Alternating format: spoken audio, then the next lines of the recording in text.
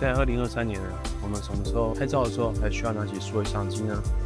一般随手拿起来拍照一定是手机。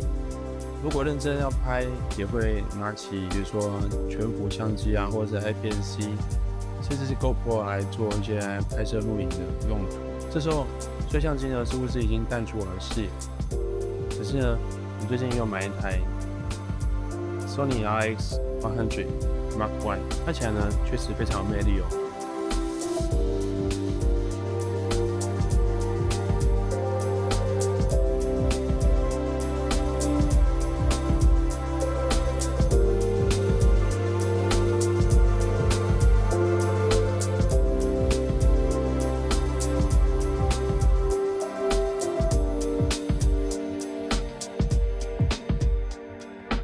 用索尼的 RX100 拍呢，就特别有奇特的感觉，因为这么小相机呢，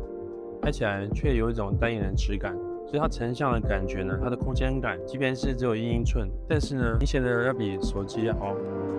直面 M43啊，或者是 APS-C 的感觉哦。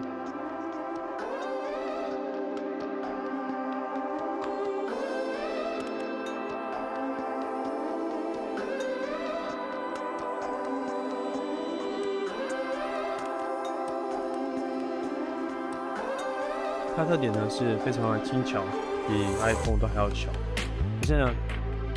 它这样1英寸的底可以拍出相当有质感的影像。这也是到2023年呢，不管拿起数位相机，相信也只有这样成像呢才值得拿起来拍照吧。倒也不说 RX100 拍出来有多么惊天动地，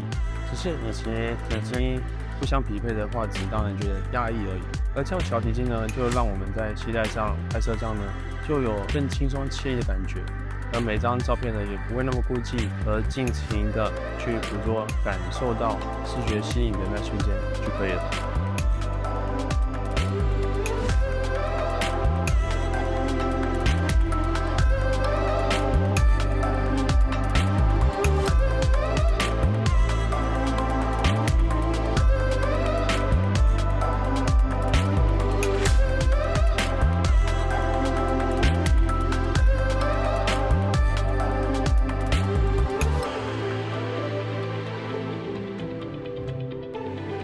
但它缺点也是非常明显的，比如说在暗的地方，它的长焦段呢，就光圈只有4.9，而必须要维持到28mm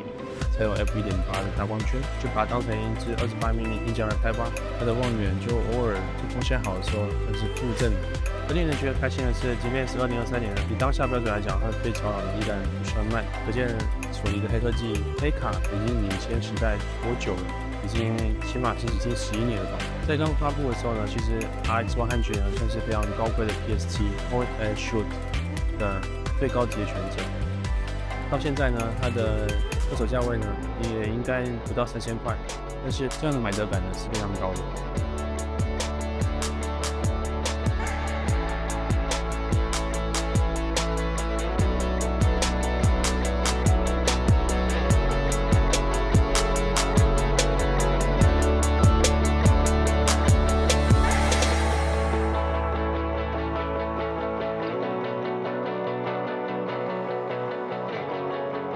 跟我的 channel 的朋友应该知道，我现在在学生拍摄啊，会比较偏向使用 iPhone 14 Pro Max。那为什么还会拿起这样的 RX100 相机来拍照呢？因为毕竟 iPhone 是一只手机，在很多时候呢，它必须要负担手机的功能，或者是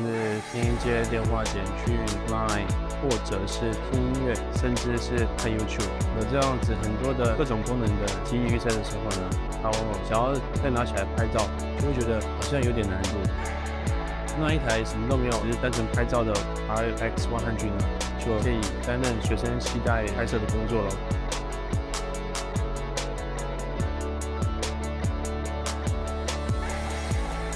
成像当然跟 iPhone 那种随时随地帮你修图的操作没得比，必须要很多时候在弱档在依照喜好进行调整，甚至呢在拍照方面，它会有多那么一点点真实光影对比感觉。有时候要达到最佳画质呢，必须得拍弱，再来进行细微的调整。另外呢，它的录影功能也是在现在来讲是比较不堪用，这方面随身拍摄的记录的影片工作还是交给 iPhone 更为令人安心的。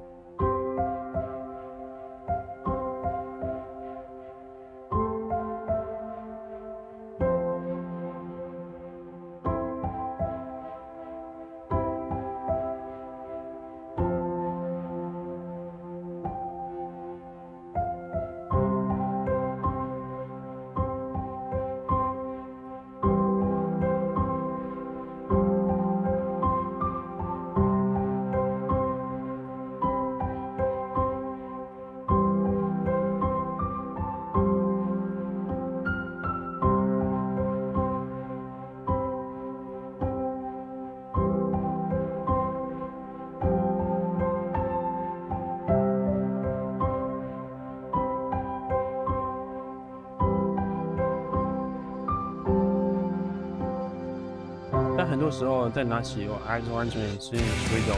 摄影师浪漫的情怀，在现今也是比较不切实际的。但是考量到这相机的二手价格，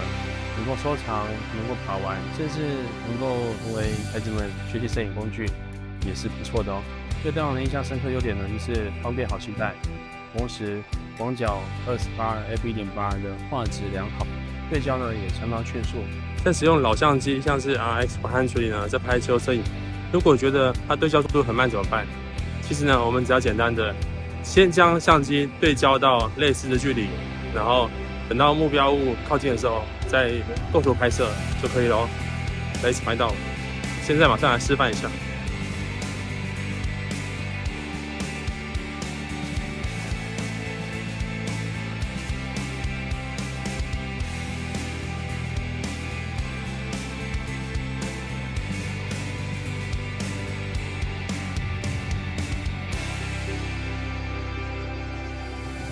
可以让人家愿意每天携带 RX100呢，就可以很好的说明了它的实用性，以及可以让人家信赖的程度。如果不是这样的话，谁会愿意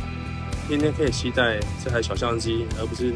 直接拿起手机拍？那不是更简便、更省事吗？但是如果说它可以达到类似相机，甚至可以说是单眼相机那样的画质程度，那对比下来就是能拿到几成相机功力呢？我们就来实际比较看哦。那我们就将 RX100残酷的跟当下比较先进的无反相机 Fujifilm 的 X-T3 以及转接上 Canon 的 APS-C 的镜框17到55 f2.8 这样的组合呢，来看一下它们呈现出来的影像品质有什么样明显的落差哦。另外呢，我们就完成了2张，都是用光圈 f5.6这样的参数下来拍摄的城市景观。我可以看到，其实呢 ，Sony 的 RX100它呈现出来的解像力完全不逊色 X-T3 哦，甚至在一些盆栽的纹理啊跟质感啊，还要更加清晰一点呢。另外，在墙壁上很细密同色调的瓷砖的一些质感，似乎也是在这台小相机上呢，也有非常明确的质感呈现哦。我想 X-T3 差点就翻车了呢。好，我们现在切换到长焦拍摄，而令人讶异的是，长焦虽然说 RX100呢，它的光圈比较小一点，所以缩到5.6，光圈只有缩一点点，但是相较于 Canon 的 APS 镜框17到55，在 Fujifilm X-T3 上面的表现而言呢，大约有80%的画质吧。其实它的细节描写呢，跟它的整个画面质感都是相当好的，只差在有一些相差干扰，所以略没有那么敏锐而已。但是细节呢，还是相当优秀的哦。这点呢，可以更让人家放心的带着 RX100作为每天随身的备机喽。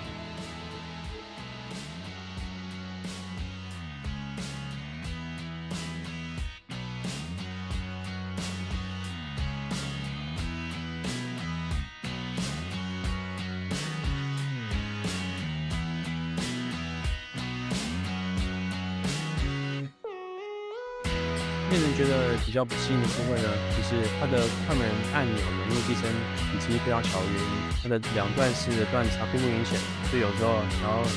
对焦啊、拍摄啊，都要适时的去适应一下它的按钮按压的深度，这点是比较不直觉的哦。另外是它的 JPG 发射呢，还是没有那么吸引人，需要使用弱档来复制，找出最喜欢的色调哦。以它目前可以过热的价格而言，其实也没什么好挑剔的呢。好相机能不修吗